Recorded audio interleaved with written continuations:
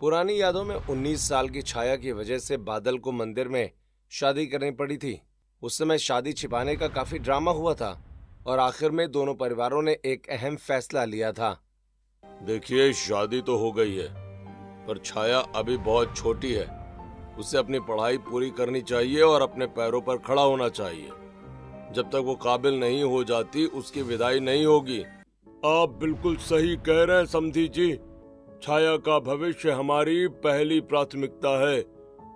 वो अपने मायके में रहकर ही पढ़ाई करेगी और जब उसे नौकरी मिल जाएगी तब हम धूमधाम से उसे विदा करेंगे।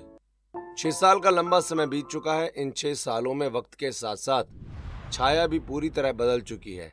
अब वो नासमझ और बचकानी लड़की नहीं रही, बल्कि एक समझदार, पढ़ी लिखी और करियर ओरिएंटेड महिला बन चुकी है। ऐसे ही एक सुबह छाया अपने कमरे में फुर्ती से तैयार हो रही होती है। वो एक प्रोफेशनल फॉर्मल ड्रेस पहने आईने में खुद को देखती है और अपनी फाइलें संभालते हुए हॉल में आकर अपनी माँ से, माँ, मेरी चाय तैयार है क्या? मुझे आज ऑफिस जल्दी पहुँचना है। एक बहुत जरूरी प्रेजेंटेशन है। कल रात भी मुझे काम की वजह से काफी देर हो गई थी, इसलिए आज सुबह थोड़ी सुस्ती लग रही है। हाँ बेटा, चाय मेज पर रखी है और तेरा नाश्ता भी पैक कर दिया है। तू कितनी मेहनत करती है, सुबह से रात तक बस काम और काम। अपनी सेहत का भी थोड़ा ख्याल रखा कर, वरना बीमार पड़ जाएगी। क्या करूँ माँ, कॉर्पोरेट लाइफ ऐसी ही होती है। यहाँ अगर आप अपडेटेड नहीं रहेंगे तो पीछे छूट जाएंगे। मुझे अपने करियर में बहुत आगे जाना है और इसके लिए मेहनत तो करनी पड़ेगी ना। इतना कहकर छाया चाय पीती है और ठीक है माँ, अब मैं चलती हूँ। शाम को शायद आने में थोड़ी देर हो जाए, क्योंकि मीटिंग लंबी चल सकती है। अगर ज्यादा देर हुई तो मैं ऑफिस से ही फोन कर दूंगी। आप लोग खाना खा लेना। जिसके बाद वो अपना लैपटॉप बैग कंधे पर टांग कर बाहर की तरफ निकल जाती है। वहीं घर के बाकी सदस्य उसे गर्व से देखते हैं। छाया के जाते ही घर में सन्नाटा छा जाता है। वहीं ऑफिस में वो अपने काम में पूरी तरह डूबी रहती है और शाम को घर लौटने के बाद भी उसका काम खत्म नहीं होता। वो ड्राइंग रूम में सोफे पर बैठकर अपने लैपटॉप पर उंगलियां चला ही रही थी कि तभी एक कॉल आता है। फिर छाया कॉल पर बात करते हुए, जी सर, मैं सब डेटा चेक कर रही हूँ। आप चिंता मत कीजिए, कल सुबह तक रिपोर्ट आपकी टेबल पर होगी। मैं अभी क्लाइंट का वेट कर रही हूँ। जैसे उनका कंफर्मेशन आता है मैं फाइल भेज दूंगी। तभी छाया के फोन की घंटी बजती है। स्क्रीन पर बादल का नाम चमक रहा होता है। छाया एक गहरी सांस लेकर कॉल रिसीव करती है, लेकिन उसका ध्यान अभी भी लैपटॉप की स्क्रीन पर ही होता है। हेलो छाया, कैसी हो? आज पूरा दिन तुम्हारा फोन नहीं आया। मैं इंतजार कर रहा था, सोचा मैं ही कर लूं। क्या कर रही हो? आवाज से तो लग रहा है कि अभी भी काम में बिजी हो। बादल, मैं अभी एक बहुत जरूरी मीटिंग में हूँ और साथ ही मेल भी टाइप कर रही हूँ। मैं तुमसे अभी बात नहीं कर सकती। मैं फ्री होकर खुद तुम्हें फोन करूंगी। प्लीज अभी फोन रखो। छाया बिना बादल का जवाब सुने कॉल काट देती है। वहीं दूसरी तरफ बादल अपने घर में आईने के सामने सुबह के 10 बजे खड़ा होता है। उसने सिर्फ एक बनियान पहनी होती है। वो बहुत गौर से खुद को आईने में निहार रहा होता है। यार, ये छाया को हो क्या गया है? आजकल उसके पास मेरे लिए 2 मिनट का वक्त भी नहीं होता। और ये मैं कैसा दिख रहा हूं? मेरा पेट इतना बाहर क्यों आ गया है? बादल अपने पेट को दबाने की कोशिश करता है और फिर अपने सिर के बालों को देखता है। उसे वहां कुछ सफेद बाल नजर आते हैं। वो परेशान होकर उन बालों को छिपाने की कोशिश करने लगता है। उसके चेहरे पर बढ़ती उम्र की लकीरें साफ दिख रही होती हैं। ये सब देखकर वो अपने आप से बातें करते हुए, मैं तो 31 साल का होने वाला हूँ और बूढ़ा दिख रहा हूँ। उधर छाया है जो अब बड़ी मेम साहब बन गई है। बड़े बड़े ऑफिस, स्मार्ट लोग। कहीं ऐसा ना हो कि वो किसी ऑफिस वाले के चक्कर में मुझे डंप कर दे। बादल के चेहरे पर डर और इनसिक्योरिटी साफ दिखती है। तभी कविता कमरे में चाय का ट्रे लेकर आती है। वो बादल को इस तरह खुद से बातें करते और आईने में खुद को घूरते हुए देखकर मुस्कुराकर, क्या हो गया देवर जी? आज आईने से बड़ी गहरी गुफ्तगू चल रही है आपकी। सुबह के 10 बज गए हैं और आप अभी तक बनियान में ही खड़े हैं। ये लीजिए आपकी चाय और बताइए क्या बात है। कुछ नहीं भाभी, बस यूं ही देख रहा था। क्या मैं सच में अब पहले जैसा हैंडसम नहीं दिखता? मेरा मतलब है, क्या मैं अब बहुत बदल गया हूँ? मुझे अपने लुक्स को लेकर थोड़ा डर लग रहा है। अब क्या बताओ देवर जी, मुझे तो आप 40 साल के बूढ़े अंकल जैसे दिख रहे हो। ये लटकता हुआ पेट और ये सफेद बाल। मुझे तो डर है कि छाया आपको पहचानने से इनकार न कर दे। क्या भाभी अब सच कह रही हैं? क्या मैं वाकई इतना बुरा दिखने लगा हूँ? मतलब छाया अब इतनी मॉडर्न हो गई है और मैं तो बस यहीं रह गया। अब क्या होगा? अरे देवर जी, आप तो सीरियस हो गए। मैं तो बस मजाक कर रही थी। आप उसके पति है, कोई पत्नी अपने पति को कैसे नहीं पहचानेगी? आप जैसी भी है, उसके लिए तो आप ही उसके पति है ना। भाभी तो मजाक करके चली जाती हैं, लेकिन बादल के मन में ये बात बैठ जाती है। वो चाय का कप हाथ में पकड़े वहीं खड़ा रहता है और मन ही मन सोचता है, नहीं, ऐसा नहीं हो सकता, मुझे कुछ करना ही पड़ेगा। ऐसे ही शाम के समय छाया का ऑफिस छूटने वाला होता है तो बादल अपनी पुरानी बाइक लेकर उसके ऑफिस के बाहर पहुंचता है। वो वहां खड़ा होकर गेट की तरफ देख रहा होता है कि तभी छाया अपनी सहेलियों के साथ बाहर निकलती है और बादल को देखकर, अरे बादल, तुम यहाँ इस वक्त ऑफिस के बाहर क्या कर रहे हो? तुमने बताया भी नहीं कि तुम आने वाले हो। मुझे लगा तुम घर पर होगे। यहाँ भीड़ में खड़े होकर तुम क्या कर रहे हो? मैं तो बस तुम्हें पिक करने आया था। सोचा आज तुम्हें अपने साथ घर छोड़ दूं। रास्ते में थोड़ी बातें भी हो जाएंगी। चलो बाइक पर बैठो, मैं तुम्हें तुम्हारे मायके तक छोड़ देता हूँ। बादल, तुम इस तरह ऑफिस के बाहर मत आया करो। मुझे तुम्हारे यहाँ खड़े रहना अच्छा नहीं लगता। ऑफिस के लोग क्या सोचेंगे? और देखो, मेरी सहेलियाँ भी साथ है, मुझे अजीब महसूस होता है। तभी ऑफिस के अंदर से एक जवान लड़का बाहर निकलता है जो कि छाया के उम्र का और काफी हैंडसम है।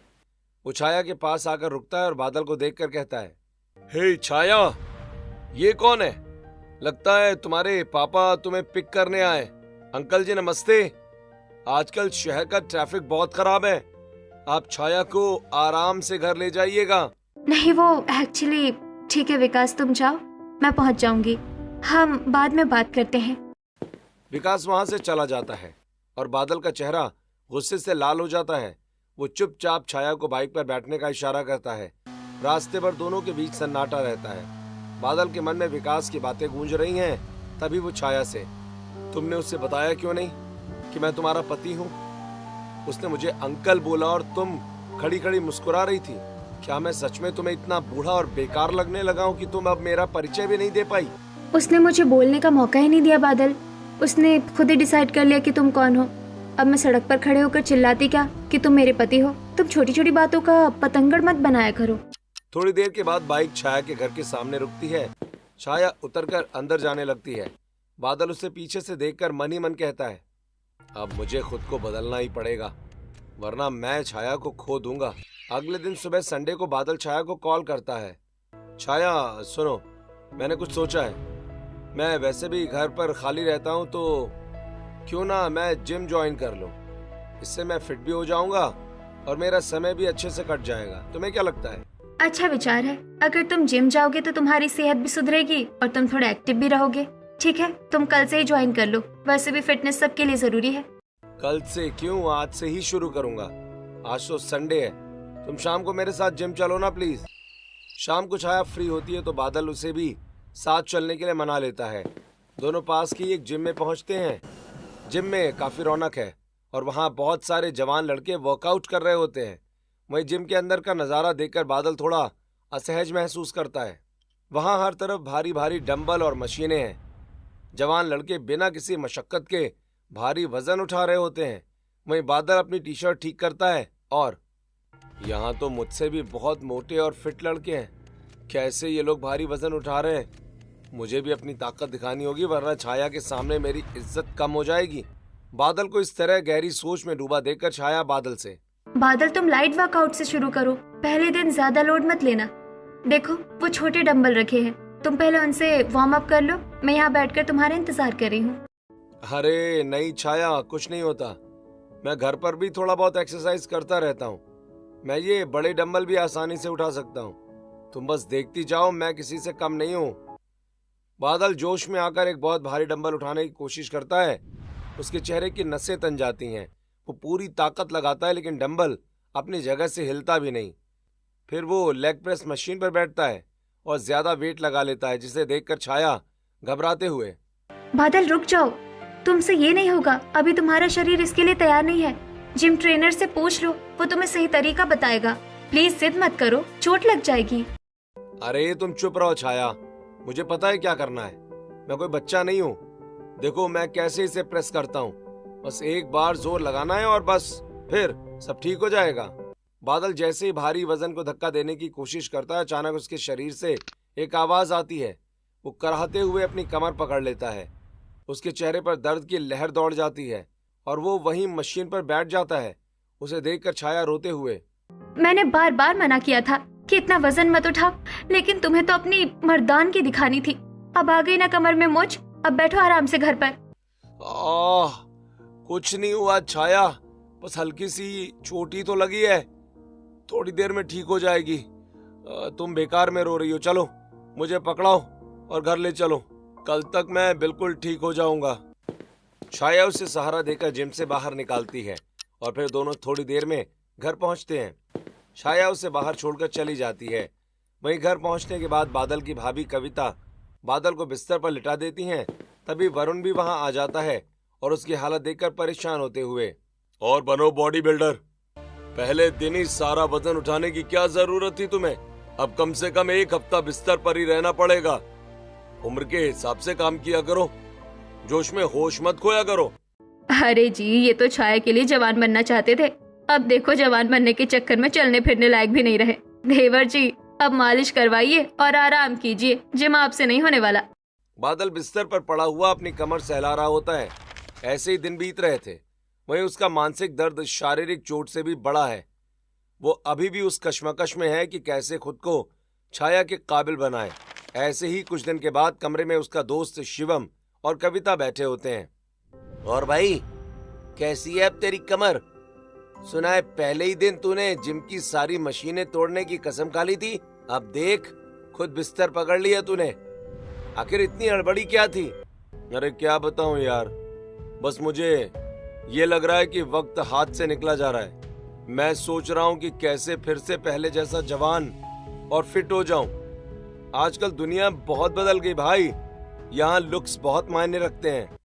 अरे भाई, इन्हें लगता है कि इनकी बीवी अब इन्हें पहचानने से इनकार कर देगी, इसलिए ये रातों रात ऋतिक रोशन बनना चाहते हैं। देवर जी, अपनी उम्र स्वीकार कर लीजिए, इसमें कोई बुराई नहीं है। भाभी, प्यार अपनी जगह है, पर जो मैं आजकल देख रहा हूँ ना, उससे डर लगता है। छाया अब उस कॉर्पोरेट दुनिया का हिस्सा है जहाँ सब यंग और एनर्जेटिक लोग हैं। मुझे स्टाइलिश भी बनना होगा, वरना मैं उसके साथ आउटडेटेड लगूंगा। यार, तुम दोनों के बीच सालों का प्यार है, इतनी इनसिक्योरिटी अच्छी नहीं होती। रिश्ता भरोसे से चलता है, डोलो शोलो से नहीं। बेकार में अपने दिमाग पर बोझ डाल रहे हो। छाया कल भी तुमसे प्यार करती थी और आज भी वो तुमसे ही प्यार करती है। इतना समझाने के बाद भी बादल का मन नहीं मानता। ऐसे ही कुछ दिन बीतते हैं और जैसे ही उसकी कमर का दर्द थोड़ा कम होता है, वो दोबारा जिम पहुंच जाता है। इस बार वो और भी ज्यादा जुनूनी हो गया है। वहीं जिम ट्रेनर उसके पास आकर उसे समझाने की कोशिश करता है। देखिए बादल जी, आपकी उम्र और बॉडी टाइप के हिसाब से आपको लाइट वर्कआउट से शुरू करना चाहिए। अगर आप फिर से हैवी वेट उठाएंगे तो इस बार चोट गंभीर हो सकती है। सलीके से एक्सरसाइज कीजिए। आप तुम अपना काम करो ट्रेनर, मुझे जल्दी रिजल्ट चाहिए। मैं यहाँ टाइम पास करने नहीं आया हूँ। मुझे पता है मेरा शरीर कितनी जान संभाल सकता है। मैं आज ये हैवी वेट सेट मार कर ही रहूंगा। बादल जिम में पागलों की तरह कसरत करने लगता है। कभी वो कलाइयों से भारी वजन उठाता है तो कभी ट्रेडमिल पर तेज भागता है। पसीने से तरबतर होने के बावजूद वो रुकता नहीं और अगले दिन बादल बाजार से कुछ नए कपड़े खरीद कर लाता है। वो अपने कमरे में तैयार होकर बाहर निकलता है तो उसने एक चमकीली पीली पैंट और गहरे रंग की शर्ट पहनी होती है। तभी बादल की भाभी कविता वहां आती है और उसे देखकर, अरे बाप रे देवर जी, ये क्या हाल बना रखा है आपने? ये पीले और हरे रंग का कॉम्बिनेशन, आप तो बिल्कुल जोकर लग रहे हैं। किसने दिया आपको ये फैशन एडवाइस? भाभी, आपको क्या पता, आजकल यही सब फैशन है। बड़े बड़े सेलिब्रिटीज ऐसे ही कलर्स पहनते हैं। मैं अब ओल्ड फैशन कपड़े नहीं पहनूंगा, मुझे मॉडर्न दिखना है और ये कपड़े छाया को जरूर पसंद आएंगे। मैं अपनी बहन को अच्छे से जानती हूँ देवर जी, उसे सादगी पसंद है। ये अतरंगी कपड़े देखकर वो खुश होने के बजाय शर्मिंदा हो जाएगी। मेरी बात मानिए, ये उतार दीजिए और कुछ ढंग का पहन लीजिए। रहने दीजिए भाभी, आप नहीं समझेंगी। आजकल का फैशन आपकी समझ से बाहर है। मैं तो अब ऐसे ही जाऊंगा, छाया को सरप्राइज दूंगा, वो मुझे देखकर दंग रह जाएगी। बादल उसी अजीबो गरीब हुलिये में बाहर चला जाता है और छाया के ऑफिस के बाहर खड़ा हो जाता है। वही तेज धूप होने के कारण वो पसीने से भीग जाता है। वहीं ऑफिस की खिड़की से छाया उसे देख लेती है। उसके साथ उसकी सहेली कनिका भी होती है। छाया देख तो बाहर वो कौन खड़ा है। पीले रंग की पैंट में कोई आदमी तेरी ऑफिस की बिल्डिंग को घूर रहा है। क्या वो तेरा कोई जान पहचान वाला है? बेचारा धूप में तड़प रहा है। हे भगवान, ये तो बादल है। ये ऐसे कपड़े पहनकर यहाँ क्यों आ गए और इस तरह खिड़की की तरफ हाथ क्यों हिला रहे हैं? सब लोग ये नहीं देख रहे हैं। क्या ये तेरे पति हैं? हाँ। इन्हें कोई काम धंधा नहीं है क्या जो रोज ऑफिस के बाहर आकर खड़े हो जाते हैं? नहीं कनिका, ऐसी कोई बात नहीं है। दरअसल उनका ऑफिस है, ये पास में ही है, इसलिए शायद वो मुझसे मिलने आ गए हैं। मुझे समझ नहीं आ रहा कि वो साबित क्या करना चाहते हैं। मैं जाकर उनसे बात करती हूँ, वरना यहाँ तमाशा बन जाएगा। छाया नीचे आती है और बादल को खींचकर एक तरफ ले जाती है। उसके चेहरे पर गुस्से और शर्मिंदगी के भाव साफ नजर आ रहे होते हैं। बादल, ये क्या तमाशा है? तुम ये कैसे कपड़े पहनकर आए हो और इतनी धूप में यहाँ खड़े होकर क्या कर रहे हो? मेरी सारी सहेलियां मेरा मजाक उड़ा रही है। तुम्हें घर पर चैन नहीं पड़ता क्या? अरे छाया, मैं तो बस तुम्हें हाय बोलने आया था। देखो, मैंने खास तुम्हारे लिए ये नए फैशन के कपड़े पहने हैं यार। क्या मैं इसमें हैंडसम नहीं लग रहा? मैंने सोचा तुम्हें मेरा ये नया लुक पसंद आएगा। बादल, तुम हैंडसम नहीं, जोकर लग रहे हो। प्लीज यहाँ से अभी चले जाओ। मेरा काम बहुत ज्यादा है और मैं इस वक्त तुम्हारी इन बचकानी बातों के लिए वक्त नहीं निकाल सकती। घर जाओ, हम शाम को बात करेंगे। छाया उसे नजरअंदाज करके वापस ऑफिस के अंदर चली जाती है। बादल का दिल टूट जाता है। वो घर लौट आता है। उसे बहुत बुरा लगता है कि छाया ने उससे ठीक से बात नहीं की। वहीं शाम को वो लगातार छाया को फोन करने की कोशिश करता है, लेकिन छाया उसका फोन काट देती है। फिर कॉल करके छाया बादल से, हेलो छाया, काट क्यों दिया था फोन? मैं तुमसे बात करना चाहता हूँ। देखो, उस दिन के लिए सॉरी, पर तुम मुझसे बात तो करो। हम कल कहीं बाहर चलें क्या? बाहर बैठकर अच्छी तरह बात भी हो जाएगी। बादल, मैं अभी मीटिंग में हूँ। मेरा फोन बार बार बिजी आ रहा है क्योंकि मैं क्लाइंट से बात कर रही हूँ। तुम बार बार फोन करके मुझे डिस्टर्ब मत करो। मैं घर आकर बात करूंगी। बाय। शाम को जब छाया घर पहुंचती है, वो सीधे अपने लैपटॉप पर काम करने बैठ जाती है। बादल उसके घर आता है और उसके चेहरे के सामने हाथ हिलाता है। अब तो तुम घर आ गई हो ना? अब कौन सी मीटिंग चल रही है? अब तो मुझसे बात कर सकती हो ना? नहीं बादल, मैं अभी भी तुमसे बात नहीं कर सकती क्योंकि मुझे ऑफिस का कुछ काम करना है। मैं तुम्हें फुर्सत से बाद में कॉल करूंगी। अभी तुम यहाँ से जाओ। ऐसा क्यों कहती हो कि अब तुम्हारे ऑफिस वाले सूट बूट वाले लोग ही तुम्हें अच्छे लगते हैं? मुझसे बात करने में अब तुम्हें शर्म आती है? क्या बकवास कर रहे हो बादल? आजकल तुम्हें होता क्या जा रहा है? मैं देख रही हूँ कि तुम कुछ ज्यादा ही ओवर रिएक्ट करने लग गए हो। मैं यहाँ अपने और तुम्हारे भविष्य के लिए मेहनत कर रही हूँ और तुम्हें लग रहा है कि मैं किसी और में इंटरेस्टेड हूँ। अरे क्यों ना लगे, तुम पूरा दिन बिजी रहती हो, मेरा फोन नहीं उठाती, मुझे अंकल कहने वालों के सामने मुस्कुराती हो। छाया, तुम पहले जैसी नहीं रही। अब तुम्हें मेरा प्यार नहीं, बस अपना करियर दिखता है। बस बहुत हुआ। तुम्हारी इनसिक्योरिटी मुझे सफोकेट कर रही है। अगर तुम्हें मुझ पर भरोसा नहीं है तो बात करने का कोई फायदा नहीं है। मैं जा रही हूँ अपना काम पूरा करने। छाया गुस्से में उठकर बैल्कनी में चली जाती है। बादल वहीं खड़ा रह जाता है। वहीं शांति पीछे से ये सब देखकर बादल के पास आकर उससे कहती है, बादल बेटा, छाया बहुत बिजी रहती है। उसे ऑफिस के ढेर सारे काम करने होते हैं, इसलिए वो समय नहीं दे पाती। लेकिन तुम चिंता मत करो, आज नहीं तो कल वो तुम्हारे लिए समय जरूर निकालेगी और फिर तुम दोनों को तो एक साथ जीवन गुजारना है। इसी बात की तो चिंता है आंटी जी कि छाया मुझे समय नहीं दे रही। कहीं ऐसा ना हो कि वो मुझे कभी समय ही ना दे। अच्छा, अब मैं चलता हूँ, बाद में आऊंगा। ऐसा कहकर बादल अपने घर लौट आता है। वो अपने कमरे में उदास बैठा सामने रखी छाया की फोटो को बड़े ध्यान से देख रहा था। तभी कविता कमरे में आती है और उसे इस तरह उदास देखकर, क्या हुआ देवर जी? लगता है आप छाया से मिलने गए थे, पर आप इतने उदास क्यों हैं? हाँ भाभी, मैं छाया से बात करने गया था, लेकिन उसने मुझसे बात ही नहीं करी। शायद उसे लगता है कि मैं उसके काम में उसे डिस्टर्ब कर रहा हूँ। इसका मतलब है कि आपने उससे फिर से झगड़ा कर लिया। आप क्यों इतना शक करते हैं उस पर? आपको पता भी है कि वो कितनी बड़ी कंपनी में जॉब कर रही है। उस पर काम का कितना प्रेशर रहता है, ये आप नहीं समझेंगे। क्या करूं भाभी, मैं उससे बात करना चाहता हूं और वो मुझे वक्त ही नहीं देती। मुझे डर लगता है कि कहीं वो मुझसे दूर ना हो जाए। मेरा मन बहुत अशांत है। ठीक है, शांत हो जाइए। मैं आप दोनों की एक मीटिंग फिक्स करती हूँ। कल मैं छाया की ऑफिस से छुट्टी करवा दूंगी और हम तीनों एक अच्छे से रेस्टोरेंट में चलेंगे। वहाँ आराम से बैठकर आप लोग अपनी गलतफहमियां दूर कर लेना। अगले दिन कविता छाया को समझा बुझाकर रेस्टोरेंट ले जाती है। बादल भी वहाँ पहुँचता है। तीनों मेज पर बैठे हैं, लेकिन छाया का ध्यान अभी भी उसके फोन पर ही रहता है। वो बार बार मैसेज चेक कर रही होती है। ये देखकर बादल गुस्सा होते हुए, छाया हम यहाँ पर बात करने आए हैं, पर तुम तो फोन से नजर ही नहीं हटा रही हो। क्या इस फोन में मुझसे भी ज्यादा जरूरी कुछ है? कम से कम आज तो इसे एक तरफ रख दो यार। बादल, कुछ अर्जेंट मेल्स आ रहे हैं, बस 2 मिनट। तुम कॉफी पियो ना, मैं भी फ्री होती हूँ। दीदी, आप कुछ ऑर्डर कीजिए ना, मुझे तो बहुत भूख लगी है। ऐसा कहकर छाया हाथ धोने के लिए वॉशरूम में चली जाती है और अपना फोन मेज पर ही छोड़ देती है। वहीं बादल के मन का शक फिर से जाग उठता है। वो छाया का फोन उठाकर उसे अनलॉक करने की कोशिश करता है। देखो तो सही, ये पूरा दिन किससे चैटिंग करती है? आखिर किसके फोन आते हैं इसे जो ये इतनी बिजी रहती है? मुझे आज सब कुछ चेक करना ही होगा। बादल छाया के व्हाट्सएप मैसेज और कॉल डिटेल्स चेक करने लगता है। तभी छाया वापस आ जाती है और बादल को उसका फोन चेक करते हुए देखकर सन्न रह जाती है। बादल, तुम मेरा फोन चेक कर रहे हो? मुझ पर इतना कम भरोसा है? मैंने इंतजार में 6 साल बिताए और आज मेरा चरित्र चेक कर रहे हो? मैं तुम्हारा पति हूँ छाया। अगर मैंने तुम्हारा फोन चेक कर भी लिया तो इससे क्या फर्क पड़ता है? आखिर मैं भी तो देखूं कि तुम किन लोगों की वजह से मुझे समय नहीं देती। क्या बकवास कर रहे हो? मेरी जॉब मेरी जिम्मेदारी है। बड़ी मेहनत से मैंने ये जॉब हासिल की है।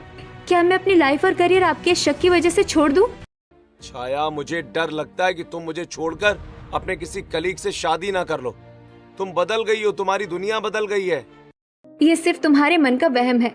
मैं आज भी सिर्फ तुम्हारी हूँ, पर मैं अब वो छोटी बच्ची नहीं रही। मुझे समझ आ गया है कि करियर भी कुछ होता है, लेकिन ये इनसिक्योरिटी हमारा रिश्ता खत्म कर देगी।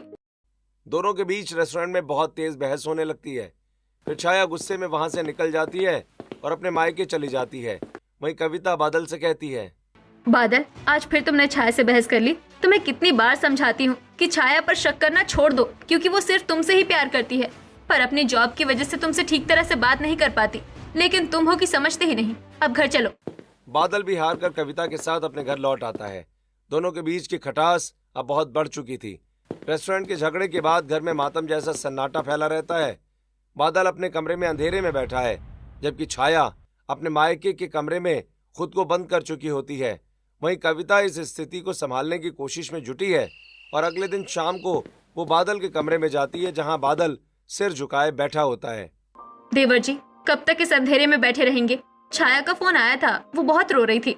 आपको समझना होगा कि छाया अब बच्ची नहीं रही, वो एक मैच्योर औरत बन चुकी है, जिसे अपनी जिम्मेदारियों का एहसास है। क्या करूं भाभी, उसने मुझे बोलने का मौका ही नहीं दिया।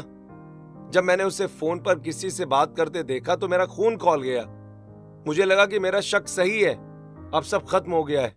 कुछ खत्म नहीं हुआ है, बल्कि शुरू हुआ है। मैं अभी उसे फोन लगाती हूँ। ये गलतफहमी आज ही दूर करनी होगी। आप यहीं बैठिए, मैं उसे समझाती हूँ। कविता छाया को फोन लगाती है।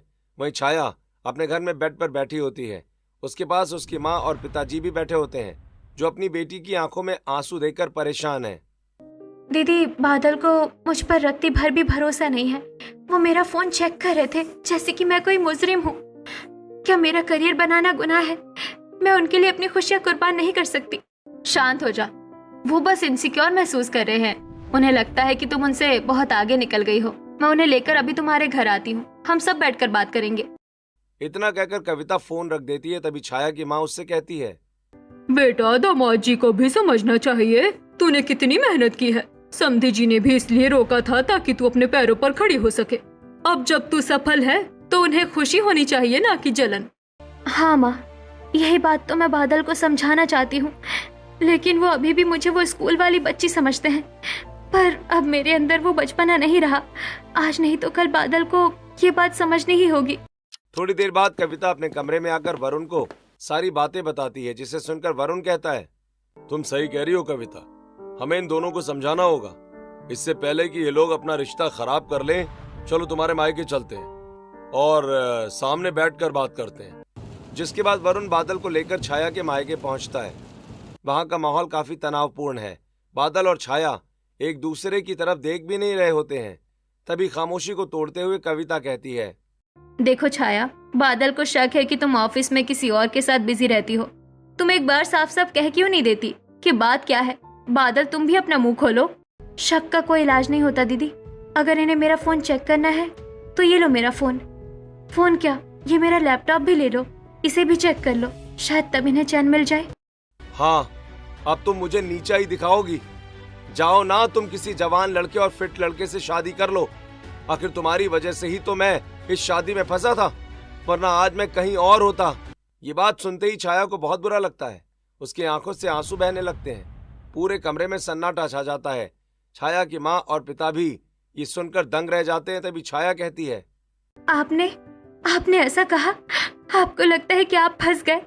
मैं आज भी आपसे उतना ही प्यार करती हूँ, पर आपके लिए मेरा प्यार अब बोझ बन गया है। आप यहाँ से चले जाइए। देवर जी, ये क्या बदतमीजी है? आप इतना बचपना क्यों दिखा रहे हैं? ये बचपना पिंकी में नहीं, आप में दिख रहा है। वो कहीं नहीं जाने वाली, वो सिर्फ आपकी है, पर आप उसे खुद से दूर धकेल रहे हैं। बादल, कविता सही कह रही है। आखिर हो क्या गया है तुम्हें? अपनी पत्नी से भला इस तरह की बातें कौन करता है?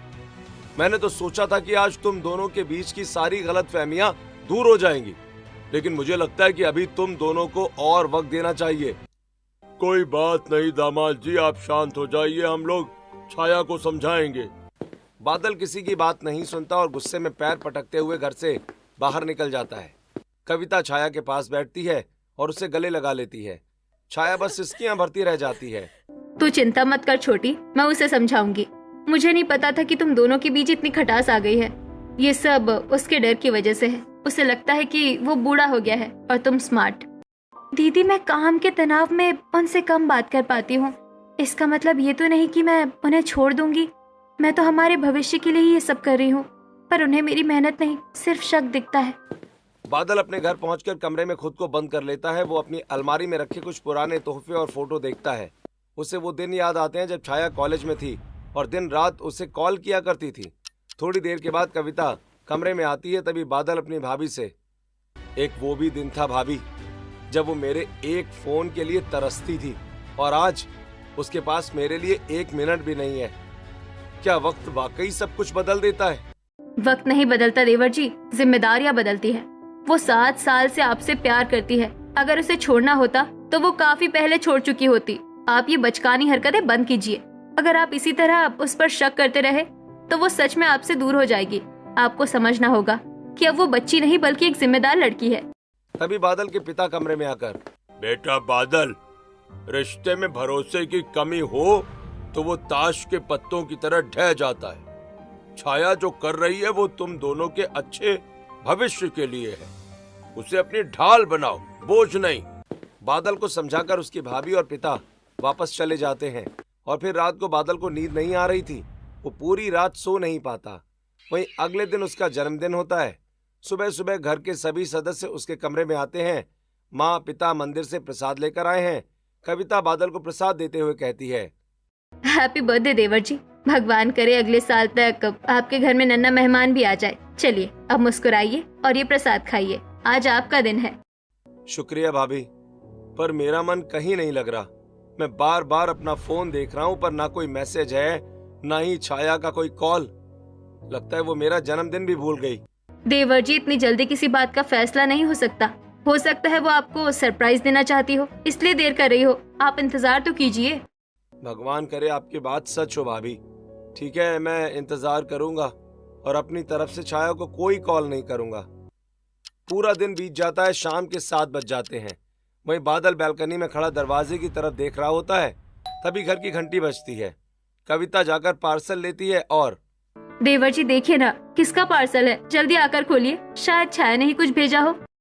बादल बाहर आता है और कांपते हाथों से पार्सल खोलता है। अंदर एक बहुत ही महंगी ब्रांडेड घड़ी होती है।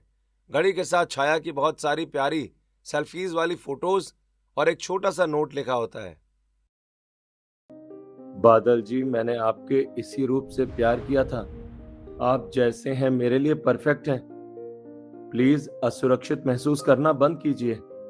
मैं कल भी आपकी थी, आज भी आपकी हूं और हमेशा रहूंगी। अरे ये तो वही घड़ी है जो मैंने कुछ महीनों पहले शोरूम में पसंद की थी, पर पैसे ना होने के कारण मैंने खरीदी नहीं थी। छाया को मेरी पसंद आज भी याद है और मेरा जन्मदिन भी। बादल की आंखों में पश्चाताप के आंसू आ जाते हैं। वो अपनी बाइक की चाबी उठाता है और बिना कुछ कहे छाया के घर की तरफ निकल जाता है। वो सीधे उनके हॉल में पहुंचता है जहां छाया उदास बैठी होती है। हे छाया, मुझे माफ कर दो यार। मैं अपनी उम्र और लुक्स को लेकर इतना डर गया था कि तुम्हारा प्यार ही नहीं देख पाया। मुझे अपनी गलती का एहसास है। बादल जी, आप आ गए। मुझे लगा आप मुझसे कभी बात नहीं करेंगे। मुझे आपकी दौलत या फिटनेस नहीं चाहिए, बस आपका भरोसा चाहिए। मैं सिर्फ आपकी हूँ। अब लगता है कि हमें छाया का गौना कर देना चाहिए। आखिर दामाद जी को रोज रोज यहाँ आने में परेशानी होती है और हम नहीं चाहते कि ये दोनों फिर से लड़ाई करें। अगले कुछ दिनों में धूमधाम से छाया की विदाई हो जाती है। वो दुल्हन के जोड़े में बादल के घर पहुंचती है। वहीं बादल की खुशी का ठिकाना नहीं है। वो घर पहुंचते ही ढोल की ताल पर नाचने लगता है। अरे देवर जी, थोड़ा कंट्रोल कीजिए, मेहमान देख रहे हैं।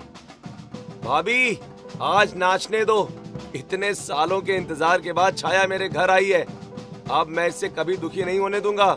छाया, अब मैं तुम्हारा हर कदम पर सपोर्ट करूंगा, तुम्हारी ढाल बनूंगा। थोड़ी देर के बाद छाया अपने कमरे में चली जाती है। अगली सुबह छाया बिस्तर पर बैठी अपना लैपटॉप चला रही है और साथ ही अपने आप से कह रही है, हे भगवान, जल्दी से ऑफिस का काम खत्म करके मुझे किचन में भी तो जाना है। आज मेरे ससुराल में पहला दिन है। तभी बादल चाय का कप लिए कमरे में आता है। हे गुड मॉर्निंग मैडम जी, अब आपको किचन में जाने की कोई जरूरत नहीं है। ये लीजिए गर्मा गर्म चाय। अब आप सिर्फ अपने काम पर ध्यान दीजिए, घर की सारी जिम्मेदारी मेरी होगी। शुक्रिया, आपने तो मुझे सच में मेम साहब बना दिया। पर आप भी तो बैठिए, साथ में चाय पीते हैं। तभी कविता वहाँ आ जाती है और ताली बजाते हुए, देखा, मैंने कहा था ना कि मेरे देवर जी बदल जाएंगे। अब हुई ना एक खुशहाल परिवार की शुरुआत। हमेशा ऐसे ही साथ रहना। हाँ भाभी, आपकी वजह से ही आज सब ठीक हुआ है। अब हम हमेशा साथ रहेंगे और खुश रहेंगे। शक की कोई जगह नहीं होगी हमारे बीच। तीनों खिलखिलाकर हंसते हैं। वहीं छाया और बादल एक दूसरे का हाथ थामे भविष्य के सुनहरे सपने देखने लगते हैं।